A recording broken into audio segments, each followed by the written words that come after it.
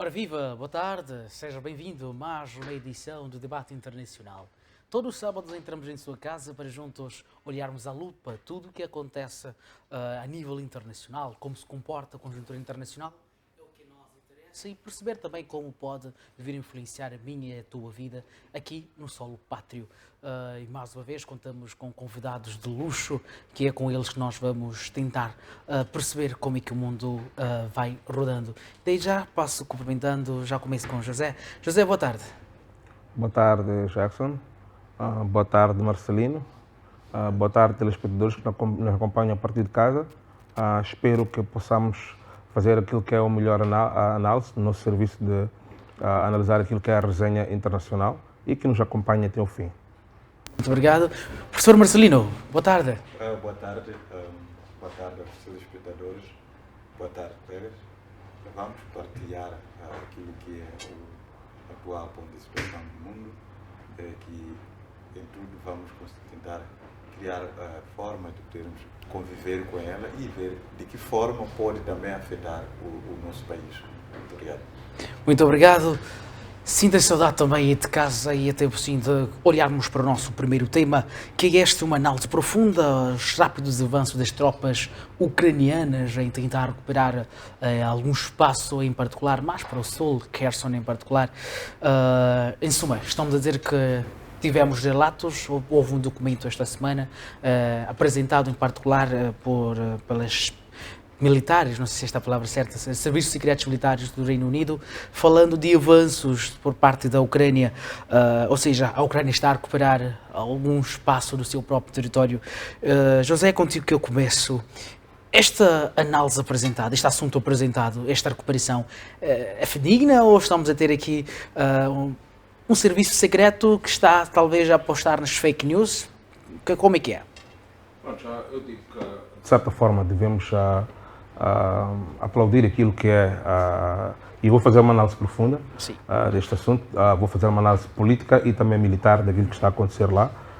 Podemos, neste caso, aplaudir aquilo que foi a bravura das forças ucranianas em fazer seja o último jogar de dados. Os históricos, os historiadores diziam assim, se formos a comparar com a ofensiva alemã na altura em Kursk, que é não muito longe dali na Rússia, que também teve um desenhar semelhante. Portanto, as forças ucranianas avançaram, não exatamente concretamente como se está a querer fazer passar da mídia ocidental. Eles avançaram uma distância de 70 km, uma distância em que eles não chegaram a ter combates muito fortes, até porque naquele setor que eles atacaram, o setor de Kharkiv, foi um setor onde lá não estavam presentes unidades da Força Russa. A Força Russa já durante algum tempo, nós viemos acompanhando nas semanas passadas, que vinha fazendo uma mobilização mais para a parte sul, e aquele era um setor que, portanto, era defendido por milícias regionais daquela região de Kharkiv. Ou seja, os ucranianos, ao entrar naquela região, não encontraram exatamente aquilo que são as unidades de exército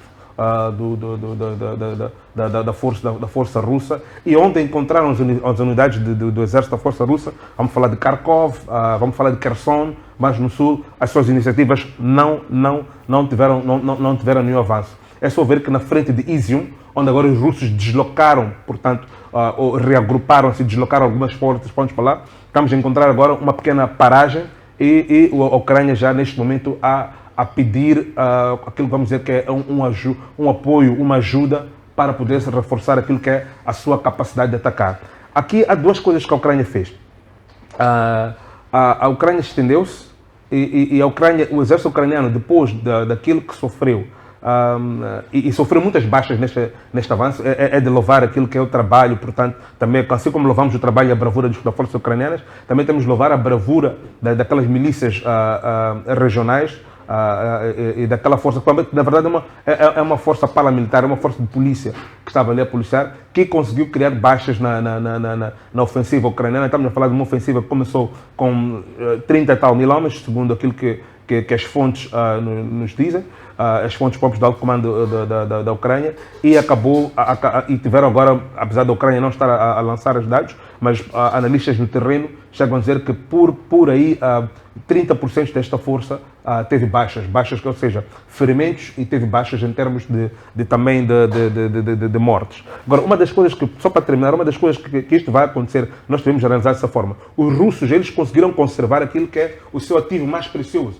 que é os seus homens, que é a sua força, que é muito difícil treinar um soldado, pôr em batalha, leva 2, 3, 4 anos. Esta força não foi tocada. Então, a Ucrânia teve o avanço móvel, mas ao fazer isso, a Ucrânia também estendeu-se demais.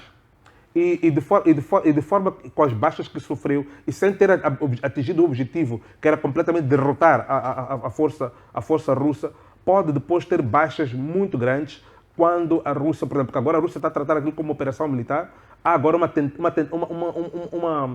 como poder dizer aqui, uma tentativa dentro da Rússia de se poder mudar a designação desta operação militar para combate a regime terrorista, há uma coisa que estão a falar assim, e que pode entrar para uma situação que a Rússia não vinha fazendo há muito tempo. Vemos agora que a Rússia começou a atacar objetivos militares como barragens, objetivos civis, portanto, como barragens, objetivos como postos de transmissão de energia, objetivos que a Rússia normalmente, infraestrutura civil, que não vinha afetando, porque na verdade queria granjear aquilo que é a simpatia do povo, até que criou alguma entre Putin e os militares, criava alguma certa de dissonância, alguma forma, porque os militares queriam lutar segundo aquilo que é a disciplina militar russa, muito pouco parecida com a americana, que é fazer o carpet bombing e depois destruir tudo aquilo que é infraestrutura necessária para uma sociedade sobreviver. Mas o Putin preferiu que, por causa de querer conquistar ou granjear aquilo que é a simpatia do povo que se vai lá atacar,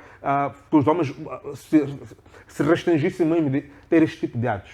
Então, a Ucrânia pode ter esse perigo, voltando para a Ucrânia, que é a Rússia escalar o conflito para uma nova classificação e ativar aquilo que é uma mobilização geral, que até agora eles não fizeram. A Ucrânia já fez mobilização geral, já perdeu grande parte daquilo que é a sua força de combate, e mesmo a sua força de retaliação, força de ataque.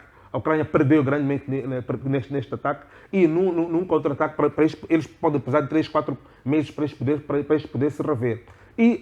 Mas o facto que podemos ver é que também nós temos lá agora cerca, segundo fontes russas e segundo fontes também ucranianas, temos cerca de 30 mil voluntários.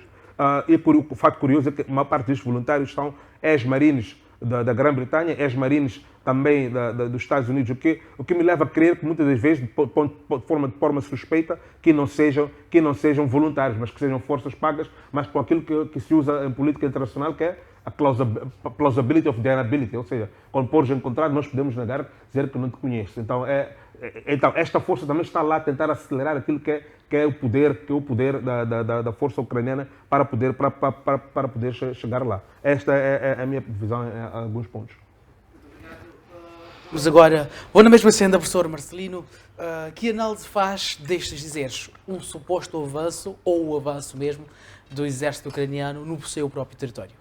Muito obrigado. Se calhar convém poder fazer uma breve contextualização. Estamos a falar de uma operação especial, como a Rússia assim denomina esse processo que está a desencadear na Ucrânia. Perceber que a Ucrânia foi parte da Rússia na altura quando era União Soviética, União das Repúblicas Socialistas Soviéticas. Em face da perestroika de Gorbachev, acabou, portanto, havendo uma cisão da Ucrânia junto da ex-União das Repúblicas Socialistas Soviéticas.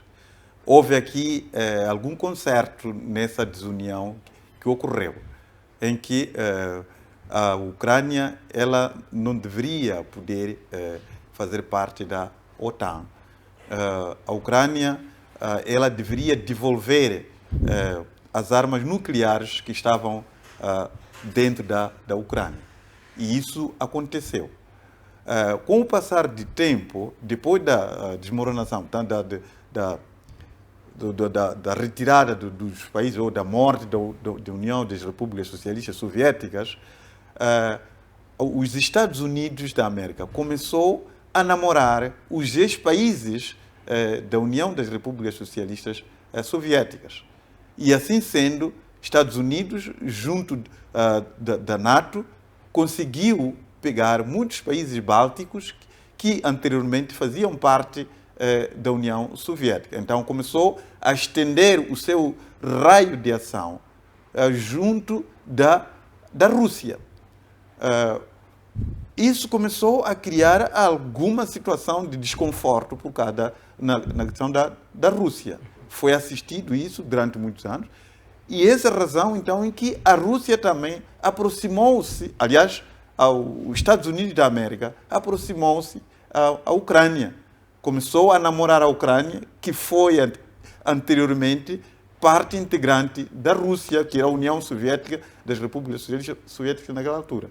Então, essa aproximação dos Estados Unidos aos ex-países que faziam parte da União Soviética acabou criando um desconforto à Rússia, porque aqueles países estão no raio de ação, quer dizer, faz uma fronteira muito longa com a Rússia e começou a sentir uma grande ameaça em face dessa expansão dos Estados Unidos da América junto dos seus aliados europeus, junto da OTAN. É assim que começa efetivamente o conflito. Numa resposta da justificação de Putin, de que, olha, eu aqui estou ficando ameaçado, o meu povo está ficando ameaçado. Primeiro começou a falar dos russos que estão dentro da Ucrânia, que estavam sendo perseguidos em face da aproximação da Ucrânia junto dos Estados Unidos da América. Se nós pudermos ver aqui, é que tanto a Rússia como os Estados Unidos da América são expansionistas. A União, aliás, os Estados Unidos da América, neste momento, estão-se a expandir junto do raio de ação da ex-União das Repúblicas Socialistas Soviéticas, que aproxima cada vez mais a Rússia. O mesmo que a Rússia está fazendo neste momento, a tentar se expandir, a recuperar aqueles países que outrora fizeram parte da União Soviética. Então, todos eles, tanto a Rússia como os Estados Unidos da América e a OTAN, sobretudo, que é o cabeçalho que são os Estados Unidos, eles estão à procura de aliança para poder fortalecer o seu poderio. O que está em causa neste momento é a questão de buscar o mundo unipolar naquilo que é a ganância por parte dos Estados Unidos. Enquanto a Rússia está à busca do mundo multipolar, no sentido de garantir que haja vários intervenientes naquilo que é o desenvolvimento mundial. Esse cenário, o que está a acontecer é que nós não vamos falar de um avanço das tropas ucranianas. Essa guerra é uma guerra por procuração. Neste momento, estão no palco da guerra entre a Rússia e a OTAN, liderada pelos Estados Unidos. Em suma, estamos a dizer que a Ucrânia é apenas um território. A Ucrânia apenas está sendo usada. Neste momento não é possível. Vejamos só que nesse avanço que eles fizeram, reportaram o uso de cerca de 1 milhão de tropas. Onde que a Ucrânia foi buscar esses soldados? Fica a pergunta. Então, aqui mostra claramente que aquela guerra não se trata da Rússia com a Ucrânia. É uma guerra da Rússia e a OTAN, e que está neste momento frente a frente naquele cenário. Numa situação dessas, não podemos esperar vencedores naquela guerra. Muito bem. Mas tem esta pergunta que, se calhar, eu ainda não coloquei de forma mais clara. Há alguma vantagem em a Ucrânia dizer que está a recuperar algum território? Ou são apenas falácias? É aí onde eu quero mesmo tocar, porque já percebemos que o conflito em si não gira em torno da própria Ucrânia, mas sim da Rússia e da OTAN. E olhando agora para esta Ucrânia que aparece a ter estudos a dizer que não, estão a avançar alguma coisa.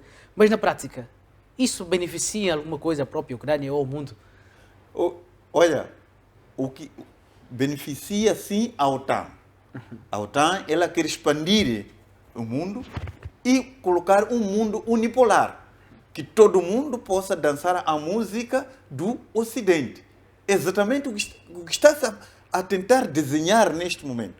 Se porventura houver queda de Putin, a Rússia quedar, significa que estaremos num mundo unipolar. Todos nós não teremos opção de escolha de algum sistema que poderemos ter.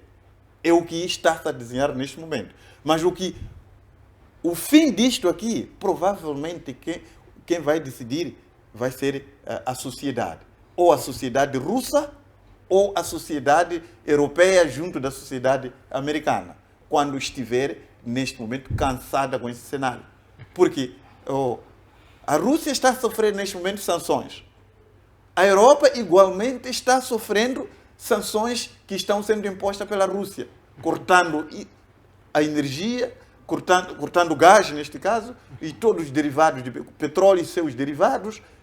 Neste momento, há um apagão, praticamente, em muitos países da Europa. Então, até que ponto em que os europeus vão poder suportar este cenário? A carestia de vida que está a ocorrer neste momento na Europa, inclusive nos Estados Unidos da América. O mesmo na Rússia. Até que medida em que os russos eles vão poder suportar ver os seus filhos a serem dizimados na Ucrânia. Então, terá que haver aqui algum povo, em primeiro lugar, a rebelar-se contra o governo para poder mudar tal governo, e aí provavelmente a guerra poderá terminar. Mas a guerra das armas entre esses dois dificilmente poderá terminar. Estou a ver uma ironia aqui neste conflito, por favor. Eu só queria apontar para um facto, e construindo um pouco naquilo que vinha dizendo cá o colega Marcelino, que existe, portanto, uma grande esperança por parte de algumas elites a nível mundial com as eleições intercalares agora nos Estados Unidos, porque os democratas parece que de forma singela e sozinha estão a liderar este conflito e a subjugar e a condenar a Europa também a andar a reboque daquilo que são as suas aspirações hegemónicas.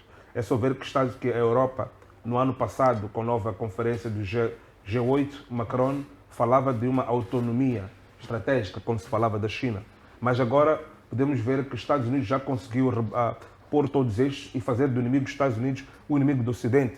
Quando no ano passado a Europa falava de trocas comerciais, abertura e maior integração global, hoje em dia a Europa está a falar exatamente aquilo que se ouve nos corredores de Washington. Está a dizer que a China é uma ameaça e portanto, é um alvo a bater, inimigo número um. Quando não era assim. Então, os Estados Unidos ganham desta forma. Outra coisa que eu queria falar aqui, que nós temos agora, uma das coisas que vamos querer ver que tipo de lição de moral vai ter o Ocidente, porque o Azerbaijão acaba de invadir agora o seu pequeno vizinho Arménia, uma provocação injustificada, e não sei que tipo de tratamento. Seria interessante vermos se vai ser a mesma medida que vai ser atribuído ao Azerbaijão, que começou os ataques há 2 dias. A mídia ocidental tem feito muito para tratar este assunto de forma leviana, de ponto a não fazer com que as massas comecem a questionar por que não temos o mesmo tratamento. Quanto ao sofrimento, eu quero dizer que o povo russo tem uma característica de sofrer, de aguentar sofrimentos muito mais grandes ainda do que o povo ocidental. O povo, não sei se é por ser um povo de inverno, mas o povo russo tem esta capacidade de aguentar muito o sofrimento. Das vezes que o povo russo não aguentou e houveram muitas revoluções, foram revoluções impostas de fora. Nós sabemos que os americanos têm preparado figuras que até fizeram os russos muitas vezes adiantar para esta coisa, figuras como Navalny e muitas outras figuras que eles têm preparado muito para poder, como a moda daquilo que foi feito com Vladimir Lenin, com os alemães na Segunda Guerra Mundial, o enviaram com $5 milhões para chegar na Rússia, no momento em que havia falta de moral por causa de uma guerra mal conduzida por causa do czar e misturar. Os americanos estão à procura de fazer com que a condição de vida, como bem disse aqui o colega Marcelino, por causa das mortes dos filhos do povo russo na Ucrânia, naquele teatro operacional, ajudado a um estímulo de uma manifestação interna, como as primaveras, que muito bem costumam ser patrocinadas, fazer com que haja ali um colapso social que provoca uma queda daquilo que é o governo do dia. Então, por conta disto, os russos também veem este conflito como um conflito de natureza existencial e que eles não podem perder. Os americanos do seu lado não podem perder, mas têm muito mais a perder os russos. Isto pode fazer com que, na minha forma, o que me assusta é que a solução disto pode ser um escalonamento do conflito muito perigoso. Não pode ser uma guerra nuclear total, mas talvez uma guerra nuclear tática. Porque uma das coisas que vai acontecer é que a Rússia não vai aceitar perder. Os europeus têm estado a dizer isto, mas em Washington, algumas das elites, Marcelino, existem elites até que acreditam que os Estados Unidos, numa guerra nuclear limitada, pode vencer. O que é algo que nós também temos de ver como muito perigoso. Bom, eu acho que quanto a este tema vamos sustentá-lo melhor, acrescentando mais uma parte. Uma resposta à Rússia, da parte da Rússia, se isto diz, no que diz respeito a estes dizeres, a esta informação que vai saindo praticamente todos os dias. Tivemos ainda esta semana o Ministro da Defesa, acho que é isso, não faz aqui, a Rússia a dizer que não há ainda campo para que hajam conversações com a Ucrânia neste tempo de guerra. Seria esta uma resposta à altura aos dizeres que, diria assim, que a NATO tem vindo a dar, que a Ucrânia está a recuperar espaço. No entanto, tivemos aqui a defesa russa a dizer não, nós nem estamos preocupados com isso e estamos a dizer que não é tempo ainda de negociar com a Ucrânia. Que análise a gente faz? Esta seria uma resposta à altura por parte da Rússia, tendo em conta que, olhando para a situação presente, a Rússia parece estar na linha da frente, tendo em conta que a Europa ainda não aceitou, mas praticamente o inverno que se chega estará de joelhos perante esta mesma Rússia. Professor Marcelino, comece consigo, por favor. Sim, olha, que os objetivos da Rússia, julgo que ainda não estão alcançados. Daí essa rejeição de poder negociar neste momento com a Ucrânia. Aliás, nem é a Ucrânia que tem que negociar com a Rússia, porque estamos a ver aquilo que é o investimento que o Ocidente está fazendo na Ucrânia. Agora vai lá cerca de 69 bilhões de dólares a investir na Ucrânia. Então, quer dizer que a Ucrânia em nenhum momento tem palavra na negociação. Quem deve negociar efetivamente são os Estados Unidos junto dos seus aliados com a Rússia. Porque sempre, aliás, houve essa tentativa no princípio da negociação, mas logo a partida foram bloqueadas pelos investidores dessa guerra. Daí que a negociação está muito longe de acontecer e que, por que disso? Os Estados Unidos e seus aliados não querem perder a Ucrânia. Igualmente, a Rússia em nenhum momento quer perder a Ucrânia.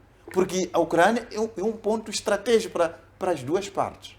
O Ocidente quer a Ucrânia para aproximar cada vez mais as fronteiras russas, instalar aí a OTAN e, por conseguinte, expandir a sua influência. Quer dizer, o rumo da OTAN ali é a Rússia. Indiretamente é esse. Então, o que está a acontecer neste momento com a Rússia, no meu ponto de vista, é uma questão de defesa. Eles estão a prever algo de invasão à Rússia a qualquer momento, em caso de Ucrânia permitir a entrada da OTAN lá naquele país. Vejamos só, qual é o interesse de investir cerca de 69 bilhões de dólares à Ucrânia? Agora já são 100. Já são 120 até. O que está acontecendo? Está a aumentar os números. Então, qual é o interesse que está por detrás disso?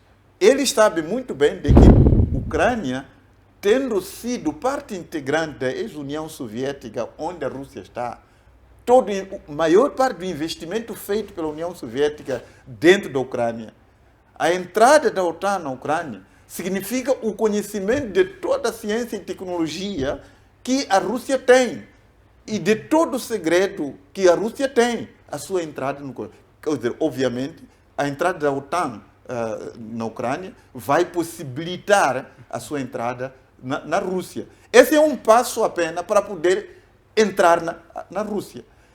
Nós, hoje em dia, podemos pensar isso como sendo um elemento fácil, esse problema é só deles, mas o que está a tentar desenhar aqui, voltar aqui ao mundo unipolar, Não sei qual vai ser aquilo que é a natureza da sociedade que aí advém.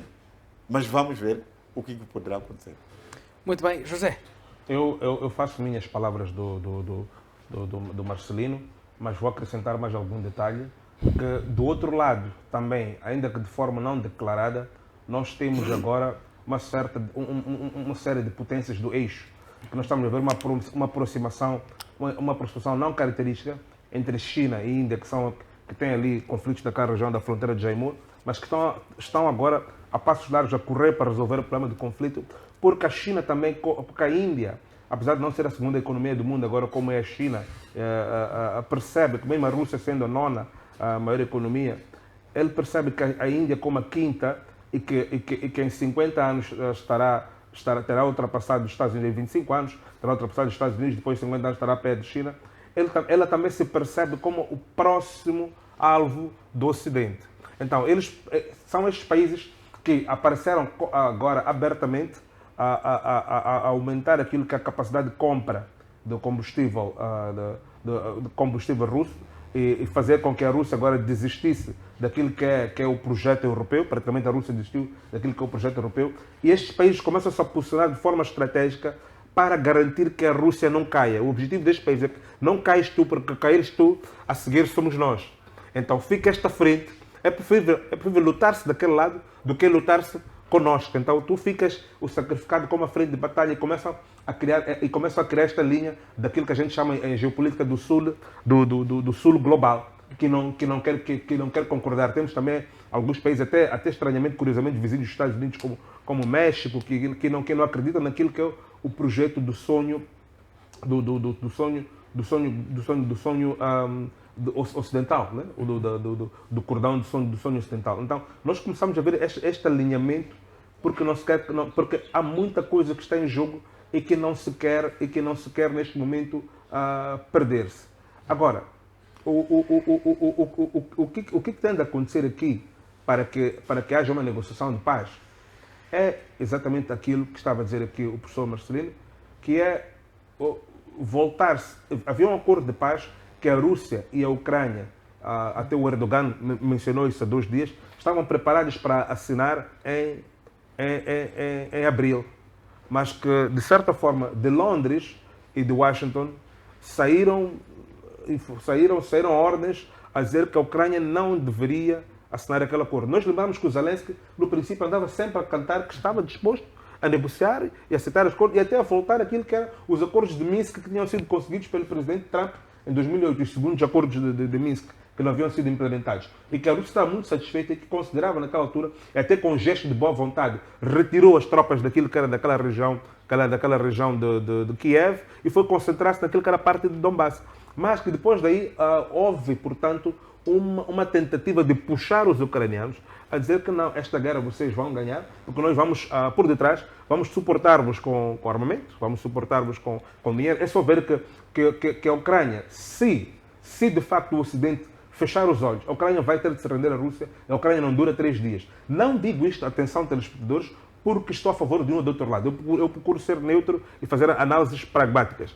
Mas estou a dizer isto por quê? Porque só o erário público da Ucrânia, estamos a falar de 5 bilhões de dólares. Não estamos a falar dos 69 ou dos 120 em ajuda militar. Só o erário público da Ucrânia recebe para pagar os funcionários públicos 5 bilhões de dólares mensais dos Estados Unidos. Estamos a falar que aquele país está a viver naquilo que os ingleses chamam de lifeline, quando a pessoa está na cama do hospital, está com os tubos. Está a ver a ser suportado pelos Estados Unidos e pelo Ocidente para poder existir como país. Porque se esse apoio todo sai, é só ver que agora eles já avançaram e já não têm maquinaria e têm de voltar aos patrões. Já começaram a pedir armamento. Agora a ofensiva vai ficar parada até que o armamento chegue. Estamos a falar de por aí 1, 2 meses e não sabemos se a Rússia vai esperar esses 1, 2 meses. Até que venha armamento. Então, como bem disse, com quem deve se negociar aqui? Nós devemos, como mundo que vai ser afetado por isso, porque existe um perigo agora de querer-se colocar o teto no combustível russo. A Índia e a China já vieram dizer que não vão aceitar colocar no teto. A Rússia já está a trabalhar em fontes alternativas para assegurar o mercado de combustível, com a ajuda do Brasil, com a ajuda de... Que são novos países que também querem entrar neste negócio lucrativo de seguro de combustível, que estão a ver como oportunidade. Mas também tem já a OPEP, que a OPEP está a dizer assim, olha, se vocês conseguem pôr o teto no barril de petróleo da Rússia e isto funciona, esta experiência depois vai ser usada para mim. Eu, como Arábia Saudita, tu vais acordar e vais dizer que não. A Arábia Saudita está a ficar muito rico, o preço do petróleo está a subir, o barril de petróleo está a dar cabo da minha economia, e o que vai acontecer? E podem fazer isso. Então, o que vai acontecer? Se a Rússia retira aquilo que é a sua capacidade de produção do mercado, porque vi há pouco tempo, quando vinha para aqui, o Biden a dar um discurso a dizer que aquilo que a Rússia está a falar é bluff, que estão a brincar, que não é possível, que eles não vão querer prejudicar a sua economia e ficar só com parceiros como a China e a Índia, apesar de que estes agora estão a comprar 2 ou 3 vezes mais do que a Europa, e não vão querer ficar com isso. Mas se a Rússia tira, a Rússia está agora com 35% daquilo que é o petróleo e o gás no mercado mundial. Se a Rússia tira isso, existe o risco de uma crise, uma catástrofe mundial que vai afetar a nós como países pobres, como Moçambique, tá? Porque o barril de petróleo é capaz de chegar a níveis históricos como $400. Então isto, como bem disse o Marcelo, não podemos pensar que é uma coisa que só afeta eles. Isto vai afetar a nós. A segunda coisa que vai desaparecer é o preço dos fertilizantes. Os fertilizantes, a Rússia é responsável por 75% do fertilizante do mundo. Tanto fertilizante na Europa como nos Estados Unidos. 75% daquele mercado está com a Rússia. 35% do mercado de cereais. Se eles decidem, de repente, fechar este mercado, nós estamos a falar onde é que o mundo vai em 5 meses, ou em 3 meses, se é que temos 3 meses para países pobres como o nosso, a arranjar o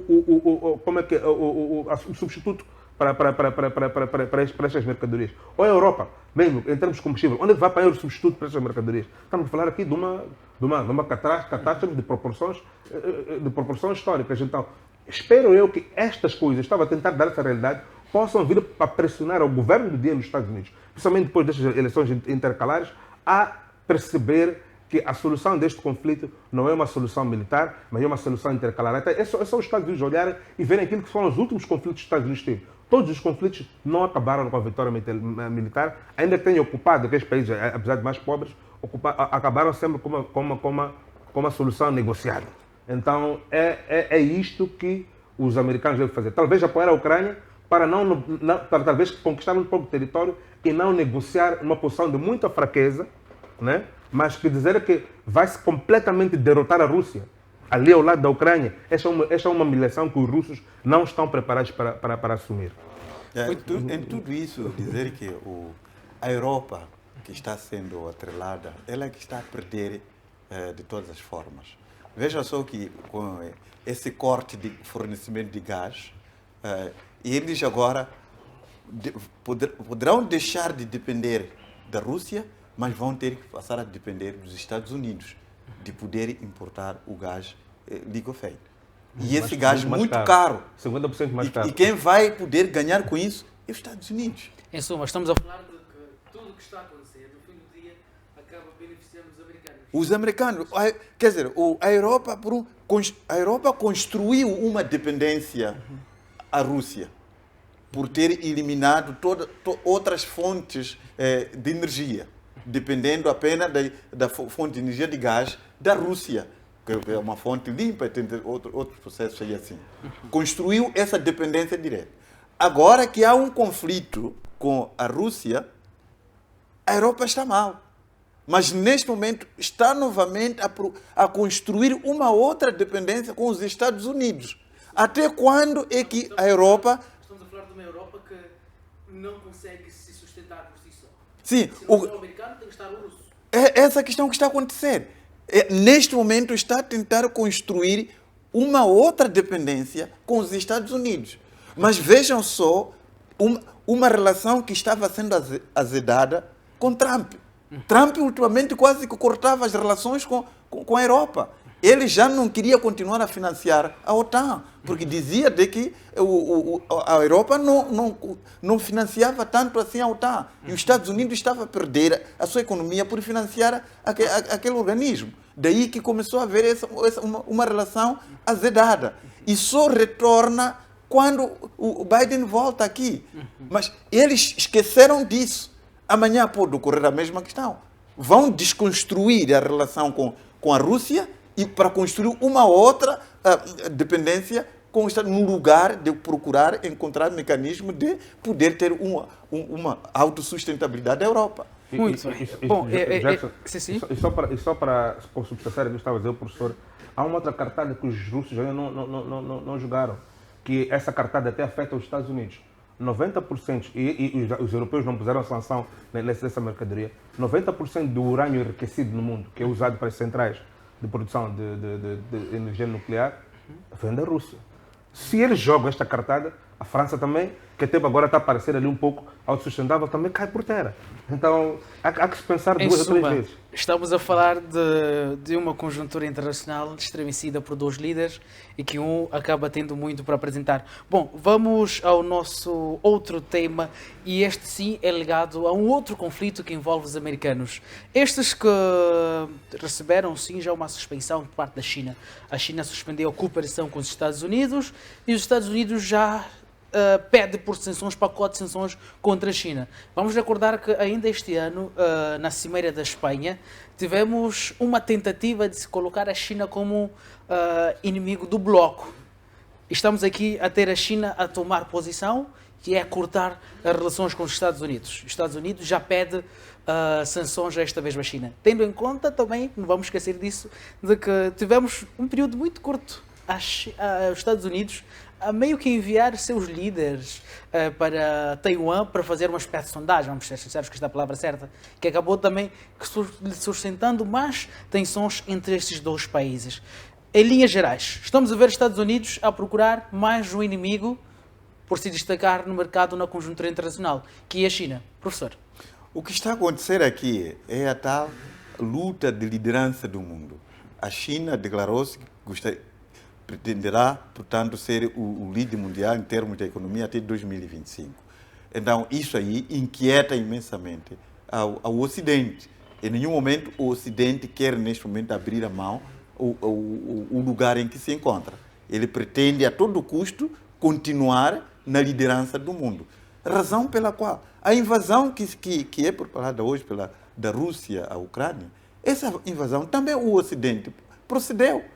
Invadiu Afeganistão, invadiu Iraque, invadiu Líbia, e todos esses países estão neste momento em caos.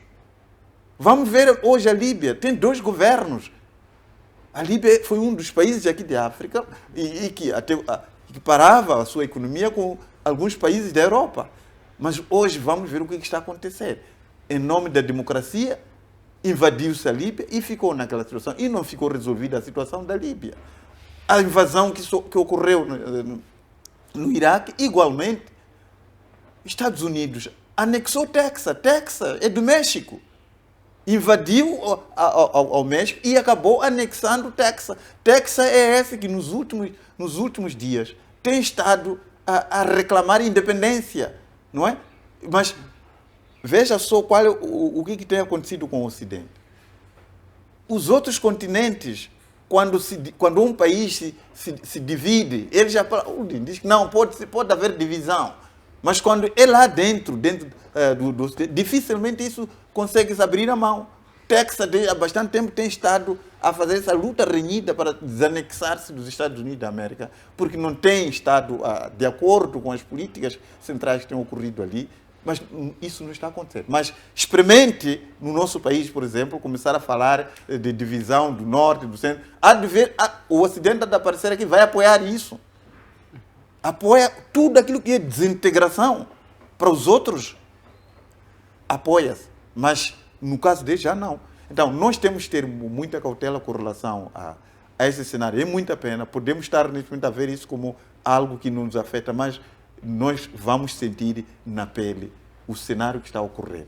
Quer dizer, tudo isso, agora que está-se a atacar novamente a China está a agir de uma forma cautelosa, porque aquela visita da Pelosi, assim como dos deputados, dos parlamentares a Taiwan, incomodou bastante a China e até poderia ter dado uma resposta. Mas, pelo que tudo indica, a China está a reagir de uma forma cautelosa, porque provavelmente apercebeu-se de que aquela é uma provocação à sua economia, para debilitar a economia e e poder não desenvolver mais. José, estamos a falar de uma provocação constante dos Estados Unidos para com a China e praticamente para todo que lhe ameaça, podemos assim dizer. É legítima esta colocação? Pronto, esta provocação ou guerra com a China começou de facto com o presidente Trump, no governo passado, em que começaram com a guerra de tarifas e depois a guerra de tecnologias. Nós vimos a Huawei, uma empresa chinesa, a ter alguns dos seus altos executivos a serem presos. Verificamos também naquela altura a questão da guerra por causa do facto que a China foi a primeira no mundo a conseguir ter a mestria da tecnologia 5G, quando os americanos ainda estão muito atrás, mesmo até agora, de ter esta tecnologia 5G, e que por conta de quem trazer a tecnologia 5G para o mundo vai dominar o mundo. Nós vimos que os americanos forçaram os ingleses, que já estavam a implementar a tecnologia 5G, a voltar para trás, e os Estados Unidos perceberam, a partir daquele momento, que a China era uma potência militar, econômica e tecnológica. Neste caso, nós temos a Rússia como tecnológica e militar, mas não temos a Rússia como uma economia capaz de dar cabo da economia americana. Mas temos a China como este adversário. Então, das primeiras coisas que eles começaram a fazer é tentar a nível mundial enfraquecer aquilo que é e contra-atacar e enfraquecer os aliados da China e depois também contra-atacar as iniciativas da China. A China tem aquela iniciativa de Belt and Road, agora eles também querem contra-atacar essa iniciativa a nível da África, apesar de que os europeus não trazem lá pacotes muito estimuladores como a China, que traz economia, que traz infraestruturas e que não se mete naquilo que são os assuntos domésticos, enquanto que os americanos, a agenda é mesmo trazer democracia e democracia como commodity, a comunidade de exportação. Agora, indo aquilo que é a sua pergunta, nós vamos observar, não só agora, mas mesmo em sucessivas administrações americanas, uma tentativa de fazer aquilo que eles chamam de descasalamento, decoupling, né, em inglês, da China. Por quê? Porque quando foi feita uma análise pelos centros estudiosos geopolíticos estratégicos, percebeu-se que a dependência da Europa e a dependência dos Estados Unidos em relação à China, aquilo que eles chamam de trade surplus, a balança está muito favorável para o lado chinês. Ou seja, os Estados Unidos agora transformou-se num país em que não tem economia economia real industrial. É uma economia financeira, dos grandes mercados financeiros, e uma economia de serviços. Então, não tem aquilo que é a componente fabril. Toda a componente fabril, para ser competitiva, tem de se mudar para aquilo que é o Oriente.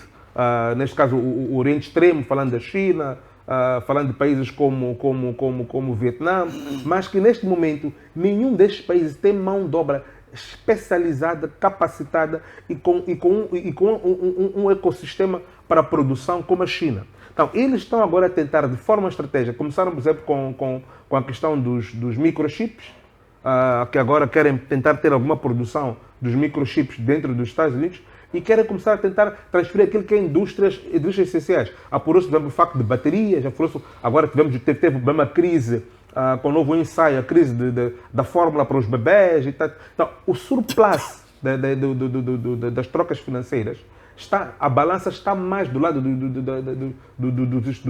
da China. Isto preocupa a Europa. Isto preocupa os Estados Unidos. Porque num caso de sanções, como agora bem os Estados Unidos disse, que vai estar a preparar sanções, o Trump poderia ter implementado essas sanções. O Biden poderia ter implementado essas sanções há muito tempo. Mas eles não têm condições de sancionar a China. Porque se eles sancionam a China, amanhã mesmo a economia americana cai no buraco. Porque a dependência está muito mais para o lado da China do que para o lado dos Estados Unidos. Eu estava a ver agora, por exemplo, há uns dias, que os Estados Unidos interromperam a produção e a entrega de alguns aviões. O novo F-35 e o F-22 Raptor para alguns países. Por quê? Porque uma parte do alloy, né, que é a liga metálica que é produzida, e alguns componentes eletrônicos são produzidos na China. Então, por causa de alguns tarifários que o Trump fez, eles estavam a ter alguns problemas. Então, tem de se voltar àqueles tratados, meter-se ao Senado, que é para pagar-se aqueles tarifários, para poderem ter esta matéria-prima. Então, nós estamos a ver que até alguns assuntos de segurança nacional isto acontece. Então, as sucessivas governações americanas estão a tentar fazer isto de forma faseada, porque não podem fazer isto de forma brusca, por causa do impacto que vai ter dentro da economia americana. É só ver o que aconteceu com o impacto brusco das sanções sobre a Rússia, como refletiram para o Ocidente. Então, nós vamos ver daqui para frente este belicismo, essa agressividade quanto à China, tanto de discurso, e de uma forma mais leve do ponto de vista de implementação, mas muito de discurso, vamos começar a ver isto a acontecer de forma cada vez mais crescente. Agora, a pergunta para nós pode ficar aqui no ar, que também pode ficar no TPC, para os nossos telespectadores, é como é que isto vai ser feito de forma pragmática. Qual vai ser esta nova fábrica do mundo? A América Latina. Os Estados Unidos, durante muito tempo, marginalizaram muito a América Latina, a ponto de vista de não acredito que a América Latina, em 10 anos, possa conseguir aquele milagre que a China conseguiu em 30 anos. Será que existe esse tipo de política? Será que existem medidas de anticorrupção? Porque é uma conjuntura de valores. Não é só investimento, mas também é comportamentos sociais, etc. É ter ali um regime comunista como aquele que diz que vamos manter os preços, vamos manter os salários, que é para termos este objetivo maior, termos uma cultura de trabalho. Então, não é uma coisa que vai acontecer de uma só vez. E os americanos acho que se aperceberam isso. Portanto, daqui a 10 anos nós poderíamos dizer, mas, em suma, a agressividade quanto à China é um dado, não importa se for democrata, se for republicano, está na agenda de todos os presidentes. Muito bem, está na agenda de todos os presidentes. É isto que a nós muito preocupa, porque sabemos nós que quando os gigantes se mexem, os mais pequenos sofrem mais. Bom, eu gostava que a gente mexesse num outro assunto que é de veras importante. Infelizmente, a rainha Elizabeth já não está mais entre nós e o seu filho toma o poder, torna-se o novo regente do Reino Britânico. E este é o assunto de veras importante para nós e é para lá onde nós vamos. O que é que nós vamos esperar do Charles como rei da Inglaterra? Professor. É o seguinte, estamos perante aquilo que estamos a falar do regime monárquico, não é? Que está sendo combatido em todo o mundo. No entanto, a Inglaterra, ela ainda tem esse poder, ela ainda continua a poder alimentar essa governação, digamos assim, tradicional. Para nós, seria bom que nós aprendêssemos daquilo que está a acontecer na Inglaterra. Não desmantelar aquilo que que é a autoridade tradicional. Não é? O Ocidente, para ele poder estar no ponto onde ele se encontra hoje, partiu da monarquia. Da monarquia, ele começou a crescer aos níveis em que se encontrou. Não chegou às democracias antes de poder criar capitalistas. Porque as democracias, o capitalismo, ele é criado através de uma certa base. Não há capitalismo sem que existam capitalistas. O que aconteceu nos nossos países, chamados hoje, infelizmente, de vários nomes, países periféricos ou países subdesenvolvidos, dentre várias outras questões, é que pegaram a nós sem capitalistas, sem recursos, para poder empilhar a um sistema que ele deve seguir naquele que eles conseguiram lá chegar através de alguns passos que eles foram. Então, para mim, não há muitas mudanças em termos dos nossos países. A chegada do novo rei, ali assim, acreditamos que a linha dura prevalecerá. Vimos a intervenção da primeira-ministra atual, que acabou assumindo o poder, e que a sua linha será aquela que nós conhecemos na Inglaterra. Mas, para mim, nós deveríamos aprender nesse tipo de autoridade, nessa forma de gerir os países. Colocar também essa autoridade com vista a garantir aquilo que são os pressupostos culturais, que são os pressupostos, os padrões culturais do nosso país ou dos países africanos. Porque, afinal de contas, essa autoridade existe, que está neste momento sendo respeitada até hoje pela Inglaterra. Mas, no entanto, não se faz, essa autoridade não se faz sentir nos nossos países. Por quê? Porque existe essa ditadura de um sistema em que todos os países só podem ser reconhecidos quando seguirem aquilo que é o sistema aprovado pelo Ocidente. E nós estamos a ver até que medida em que esse sistema é credível em África. É credível, por exemplo, nos países árabes. As guerras não terminam nesse sítio. O que significa que há um colapso aqui naquilo que é o sistema que é impingido para que os nossos países eles possam seguir. Obrigado. Muito obrigado. Vou na mesma senda. Mudanças. Eu acho que disse tudo aqui o meu colega. Eu vou falar, o meu colega falou tudo, cobriu quanto aquilo que são as ilações, as lições a tirar daquilo que é o sistema de governo e como isso pode se aplicar para nós, como lição para nós africanos. Mas eu ia falar pessoalmente da monarquia. O Carlos entra a seguir o monarca que levou muito tempo, um monarca que granjava apoio do seu povo e também do mundo, um pouco por causa daquilo que fez, ou que o seu pai fez na altura da Segunda Guerra Mundial, em que negou de mandá-los como para o Canadá, onde seria muito seguro, onde estaria muito longe das bombas do Hitler, e preferiu ficar com a família em Londres enquanto as bombas caíam para o seu povo. E isto, de certa forma, aumentou aquilo que era a legitimidade, numa altura em que na Europa caíram muitas monarquias, aumentou aquilo que é a legitimidade e a relação entre a rainha e o rei, na altura seu pai, ela como a princesa de Gales, naquela altura, e o seu povo. E também um mundo que observou este exemplo heróico. Carlos vem numa altura em que existem alguns protestos antimonárquicos, quer dizer, cerca de 20% a 25% da população, ainda, apesar de 75% uma maioria grande, ainda crer naquilo que é os valores tradicionais da monarquia, mas são pessoas que cresceram com aquela imagem da rainha, como nós crescemos com a imagem do Papa João Paulo II. Então acreditamos que aquela pessoa era uma pessoa eterna que nunca ia se mudar. E ele vai ter o desafio porque ele já não é popular, por causa daquelas alguns acontecimentos da sua vida particular, mais concretamente a sua vida conjugal, com a Diana, que era chamada da princesa do povo, e onde ele meteu-se no relacionamento extraconjugal, que lhe granjou simpatias pouco abonatórias por parte do povo. Então vamos ver que com este passado, como é que ele vai conseguir trazer a monarquia do passado conservador para uma realidade mais moderna, com 73 anos, que é o primeiro desafio, tem 73 anos.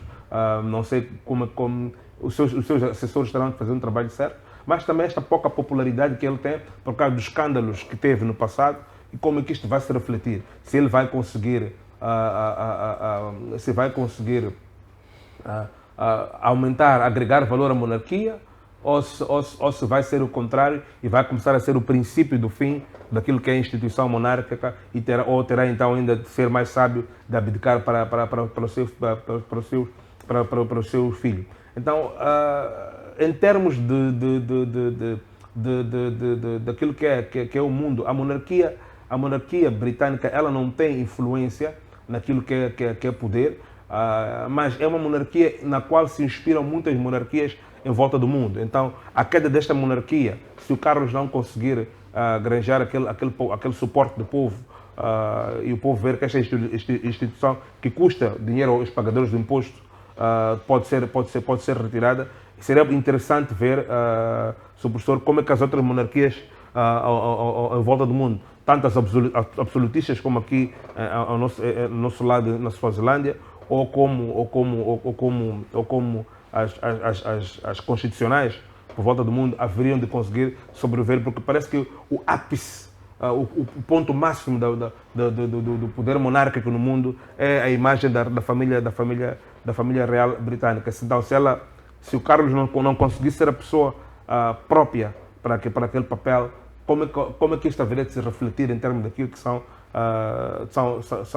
os poderes monárquicos tradicionais em volta do mundo? Era interessante ver como é que isto havia de afetar o mundo. E também qual é que vai ser o papel dele, por causa mesmo de Moçambique fazer parte da Commonwealth, qual é que vai ser o papel dele, que tem uma responsabilidade do ponto de vista social, do ponto de vista de medidas de ajuda e de intervenção social a nível da Commonwealth, qual é que vai ser aquilo que vai ser o foco do seu mandato, que vai trazer de novo para países como Moçambique, países africanos, em termos de programa, em termos daquilo que vai se beneficiar. Seria interessante ver nos próximos dias qual é que é o desenhar daquilo que é o seu programa ou as suas ambições para esta instituição chamada Commonwealth.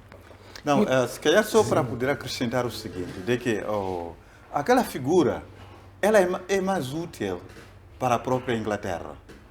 É útil em que sentido? Porque ela é defensora da cultura, dos padrões culturais, da tradição da Inglaterra. Quer dizer, estamos a dizer o seguinte, de que qualquer país, para uma melhor qualidade de vida, ela deve conservar a sua identidade. Então, a figura daquele monarca, a figura daquele rei, ele tem em vista, sim, de poder garantir com que os valores, a cultura daquele país seja conservada. Então, essa é uma grande inovação que a Inglaterra ela tem. Apesar dos aspectos legais, de tudo aquilo que ocorre no mundo, mas eles têm uma figura protetora da identidade da Inglaterra, que é o monarca, que é aquele rei.